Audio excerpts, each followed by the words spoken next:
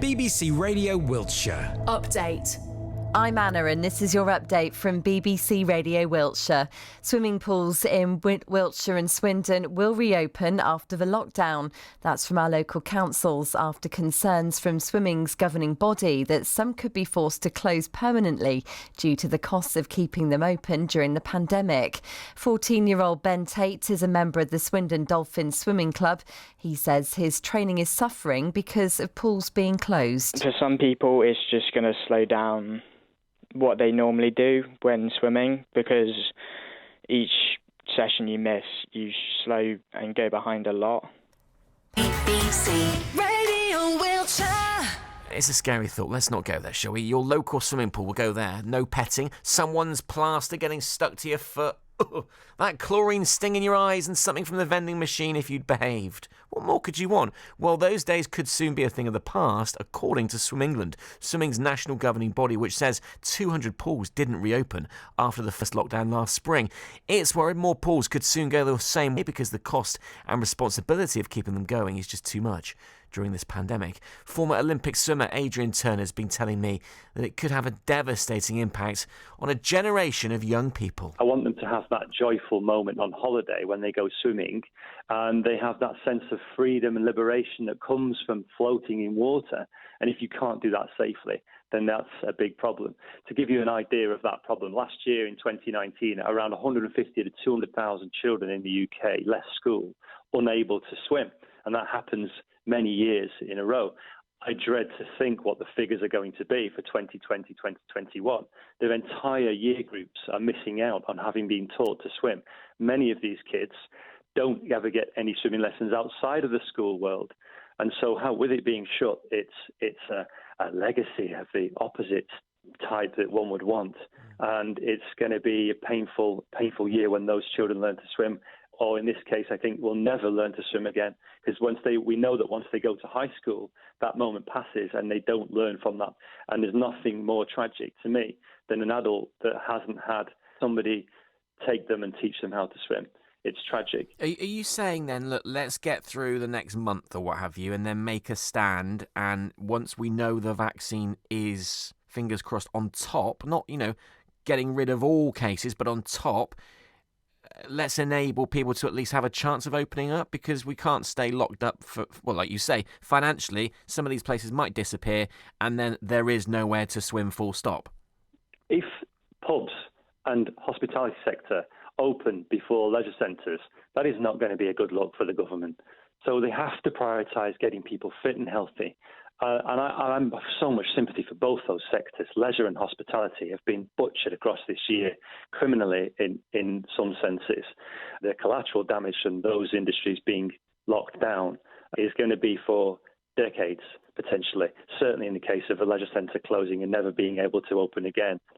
That direction of travel has to be to open them as soon as possible to get people fit and healthy. There's a real contradiction for me in a disease that is demonstrably, evidentially shown to be less impacting negatively on you and more survivable when you are fit, healthy and strong, that you close the spaces that allow you to stay fit, healthy and strong.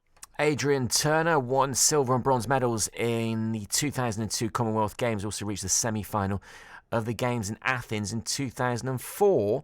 Well, David Rennard is the leader of Swindon Borough Council. He's confident facilities can reopen once the lockdown ends, but does admit much of it's down to what the government says. Well, of course, it wouldn't be our decision as a council to open these facilities. We would take government guidance on it, and it's a fast-moving situation with COVID.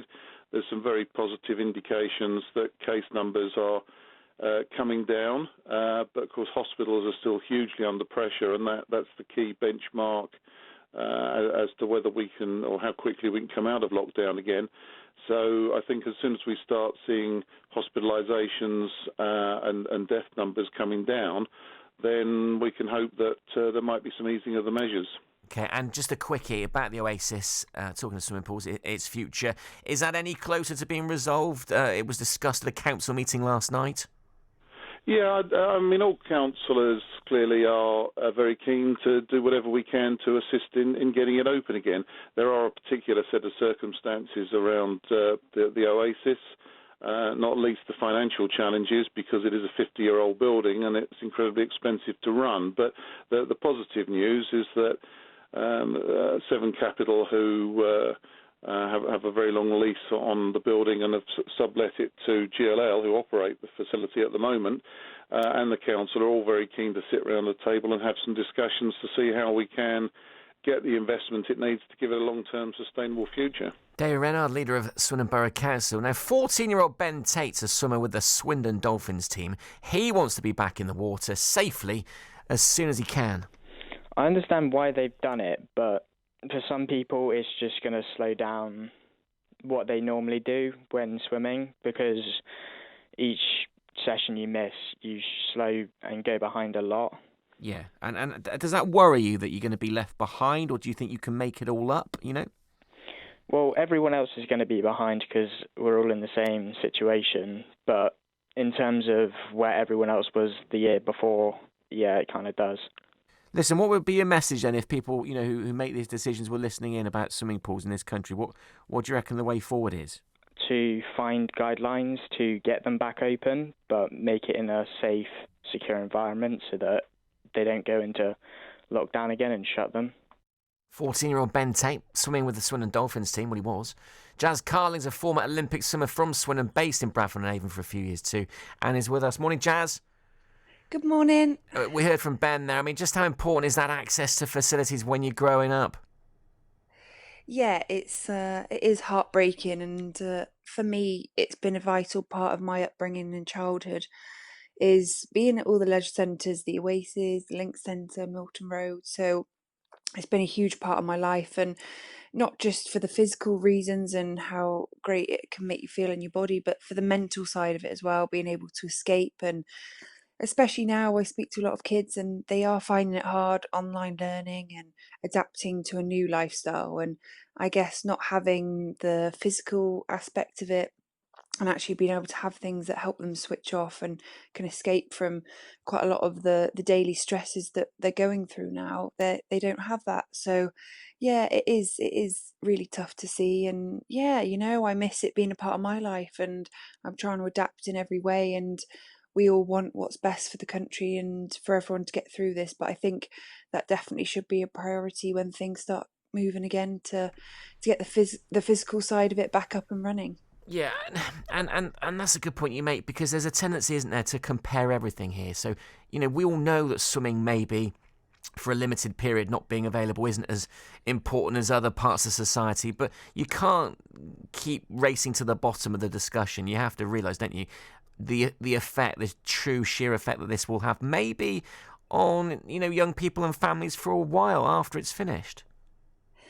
Yeah, it's sad. I spoke to someone a few days ago actually, and I said we might not even notice straight away the impact that it's going to have, but in next year or in a few years' time, the impact that it is going to have. And even listening to some of the interviews then and about the learning to swim and how many people will be put off either learning to swim, or it will stunt, I guess, them getting involved in sport. So I think for me, obviously massive from the swim side of it, but also the sport side of it, and how many different things that it can help you develop at a young age as well, all the different core things in physical activity. And it's it's just really tough to see, but we just want to be able to hopefully start seeing some progress and start seeing things that we can aim for. And I think having, I guess, something in our minds to think that there will be an end and we can see when things are going to open again. Jazz Carling, thanks for coming on, former Olympic swimmer from Swindon, with her thoughts on that. Wiltshire Council says it's investing in new swimming facilities in Melksham and has recently spent money on the new Calm community campus. It admits it's a challenging time, though, for the sector, but it's committed to providing safe, quality services once this lockdown has gone away.